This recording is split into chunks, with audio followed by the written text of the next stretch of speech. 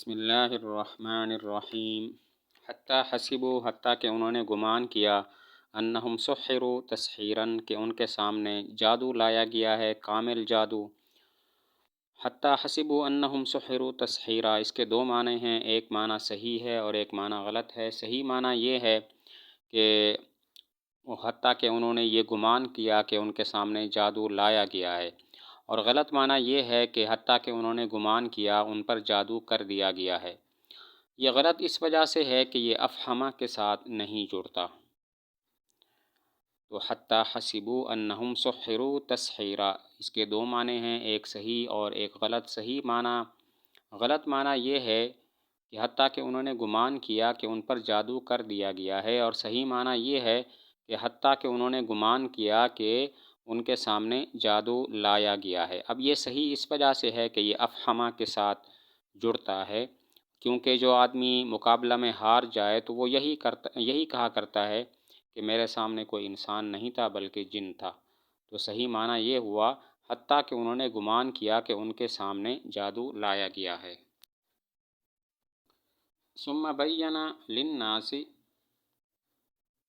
پھر بیان کیا لوگوں کے لیے، ما نزل الیہم، وہ جو ان کی طرف اتارا گیا، حسب ما عن لہم من مصالحہم، اس کے مطابق کہ جو ظاہر ہوا ان کے لیے، من مصالحہم یعنی ان کی مصلحتیں۔ تو ثم میں دو احتمال ہیں، نمبر ایک یہ تراخی فی الزمان کے لیے ہے، نمبر دو تراخی فی الرتبہ کے لیے ہے۔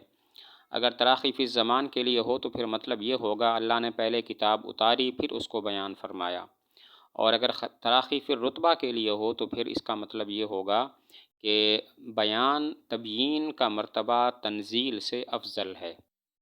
ثم بین للناس، ثم میں دو احتمال ہیں، نمبر ایک تراخی فی الزمان کے لیے ہے، نمبر دو تراخی فی الرتبہ کے لیے ہے۔ اگر تراخی فی الزمان کے لیے ہو تو پھر اشارہ ہوگا کہ اللہ نے پہلے کتاب اتاری پھر اس کے بعد اس کو بیان فرمایا، اور اگر تراخی فی الرتبہ کے لیے ہو تو پھر اشارہ ہوگا کہ تبیین کا مرتبہ تنزیل سے افضل ہے۔ حسب ما، اس میں دو احتمال ہیں، نمبر ایک نزلہ کے متعلق ہے اور نمبر دو یہ بینہ کے متعلق ہے۔ اگر نزلہ کے متعلق ہو تو پھر مطلب یہ ہوگا کہ جو مصلحتیں ظاہر ہوتی گئیں تو اس کے مطابق اللہ تعالیٰ نے پھر قرآن اتارا، اور اگر یہ بینہ کے متعلق ہو تو پھر مطلب یہ ہوگا کہ جو مصلحتیں ظاہر ہوتی گئیں تو اسی کے مطابق اس کو بیان فرمایا گیا، اس کی وضاحت کی گئی۔ حسب ما میں دو احتمال ہیں، نمبر ایک یہ نزلہ کے متعلق ہے اور نمبر دو بینہ کے متعلق ہے۔ اگر نزلہ کے متعلق ہو تو پھر مطلب ہوگا جو مصلحتیں ظاہر ہوتی گئیں اس کے مطابق اللہ نے قرآن اتارا، اور اگر یہ بینہ کے متعلق ہو تو پھر مطلب ہوگا جو مصلحتیں ظاہر ہوتی گئیں قرآن کو اسی طرح سے بیان فرمایا۔ لیتدبروا آیاتہ، تاکہ غور کریں اس کی آیات میں، ولیتذکر، اور چاہیے کہ اور تاکہ نصیحت حاصل کریں، اولو الالباب، نصیحت والے، تذکیراً، نصیحت حاصل کرنا۔ یہاں لیتدبروا اور لیتذکر یہ دونوں فعل اولو الالباب میں تنازع کر رہے ہیں، تو مفسر نے نحات بصرہ کے مذہب کے مطابق اولو الالباب کو لیتذکر کا فاعل بنا دیا، اور فعل اول لیتدبروا کے لیے ضمیر لے آئے۔ لیتدبروا اور لیتذکر یہ دونوں فعل اولو الالباب میں تنازع کر رہے ہیں، اور مفسر نے نحات بصرہ کے مذہب کے مطابق اولو الالباب کو فاعل بنا دیا لیتذکر کا، اور لیتدبروا میں فاعل کے لیے ضمیر لے آئے۔ تو یہاں پر دو لفظ ہیں، ایک تذکر اور ایک تدبر۔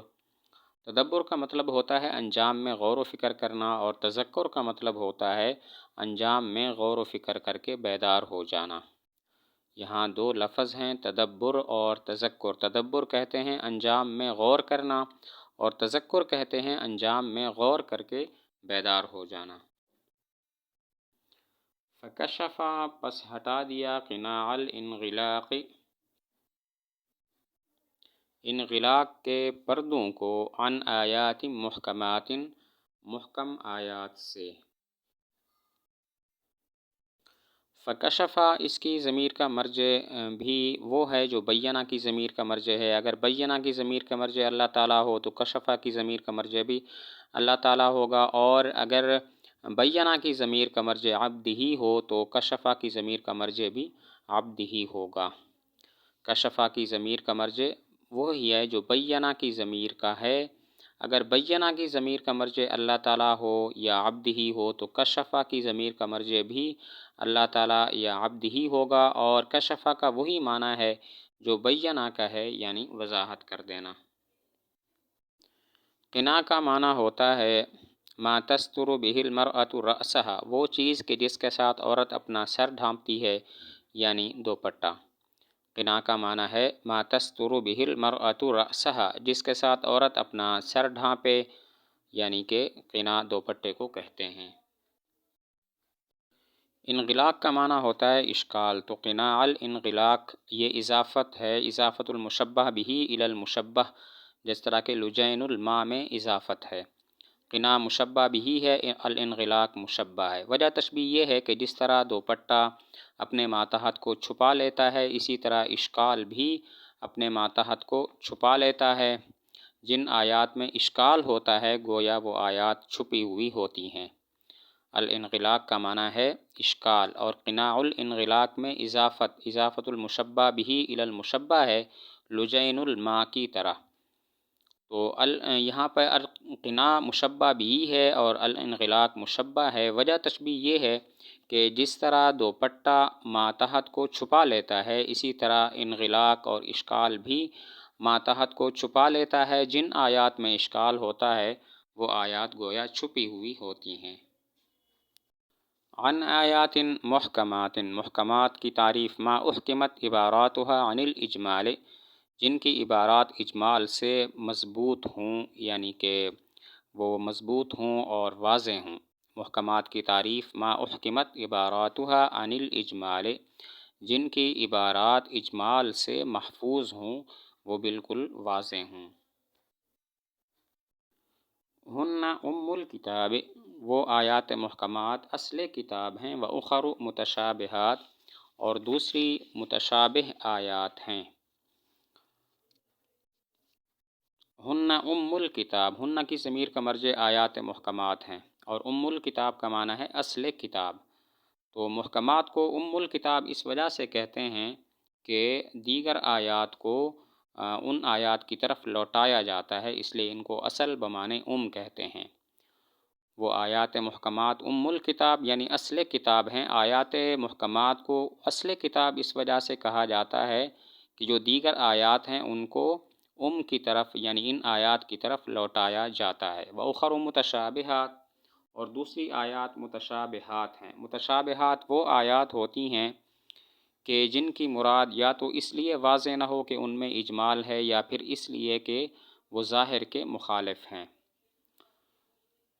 متشابہات ان کی تعریف یہ ہے جن کی مراد واضح نہ ہو، یا تو اس وجہ سے کہ ان میں اجمال ہے، اور یا پھر اس وجہ سے کہ وہ ظاہر کے مخالف ہیں۔ ہن رموز الخطاب، وہ متشابہات خطاب کے راز ہیں۔ خطاب کہتے ہیں ما خُطب بہ، جس کے ذریعے خطاب کیا جائے، اور رموز کہتے ہیں جن کی مراد واضح نہ ہو۔ متشابہات کو رموز الخطاب اس وجہ سے کہتے ہیں کہ ان کی مراد واضح نہیں ہوتی۔ ہن رموز الخطاب، وہ متشابہات رموز خطاب ہیں، خطاب کے راز ہیں۔ خطاب کا معنی ہے ما خُطب بہ، جس کے ذریعے خطاب کیا جائے، اور رموز کہتے ہیں جن کی مراد واضح نہ ہو۔ متشابہات کو رموز خطاب اس وجہ سے کہتے ہیں کہ ان کی مراد واضح نہیں ہوتی۔ تاویلاً و تفسیراً، تاویل اور تفسیر کے لحاظ سے۔ تاویل و تفسیر میں فرق یہ ہے کہ تاویل کا تعلق درایت کے ساتھ اور تفسیر کا تعلق روایت کے ساتھ ہوتا ہے۔